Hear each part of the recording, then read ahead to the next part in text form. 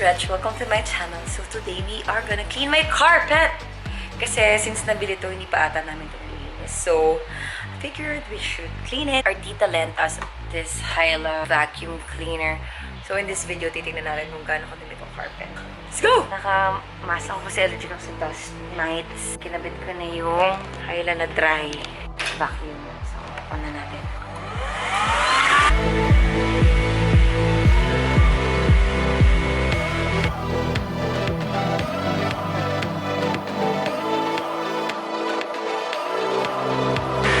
Diyan pa lang, wala pa sa kalahati.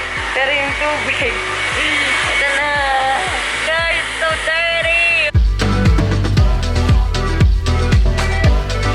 So, done na. Andito pa lang tayo sa first step. Pero, tingnan nyo yung kung gaano kaitim. Let's try to open. Oh my gosh! Diyos ko tayo. Ano yan? Kadiri! Oh my gosh! Kadiri! 5 years! Charot. Next na natin tong Hyla Wet Cleaning System. Si ate, nilagyan niya na ng 1/4 lang itong bucket. Tapos ito, pupunuin ko ng water. Sinetap siguro hanggang dito lang. Okay, may water na to. Next, lalagyan na natin ng cleaner. 2.5 cups for carpeted floors. Tayo ng 2. Set up muna natin siya. O, di na natin gagamitin to kasi pang dry to. So, stick na natin pang cover niya. Tanggalin lang natin to. Tapos, papasok natin to. Okay. Kunin na natin yung vacuum na pang wet. Ito yung Nimbus. Pasok lang to. Next is this one. Change natin to. Itong nozzle na to. Ito lang ulit. Ito.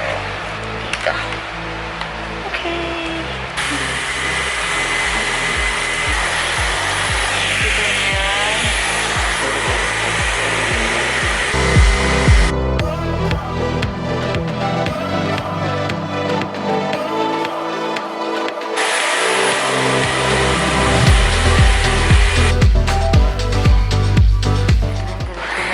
Tapos, ito yung dumi niya. Medyo nag-light na siya. So, after shampooing, yung ano na, paghigop na. Tapos na tayo dito sa wet, sa Nimbus. So, you remove it and change it again to the other one. Okay. Okay. Actually, pwede nga yung malaki. Ito pa rin yung ginamit namin. So, para mas madali siya kasi masyado maliit to. Pang sofa lang ata. So, let's start.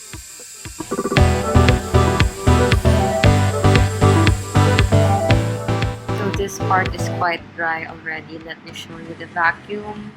Ganyan siya kadumi pa rin. Ay, grabe. Mga lumulutang. Mga dust mites to yan. May mga glitters po. A few moments later. Pangalawang palit na to. Medyo pa-clear na siya, te. Siguro isa na lang. Eventually, Update! So, ito na lang yung natitira. Ayan na lang. Medyo clear na siya. So, I think that's okay na. That's a good sign. 4 times namin pinakim. Open nga natin, te. Tingnan natin yung last na dumi. Ayan na lang siya. Siguro pasado na yan. Yes! Congratulations! Congratulations sa amin. Dahil pwede na umiga sa carpet. So, I hope you like this video. Give it a thumbs up, subscribe, and don't forget to click the notification bell. See you!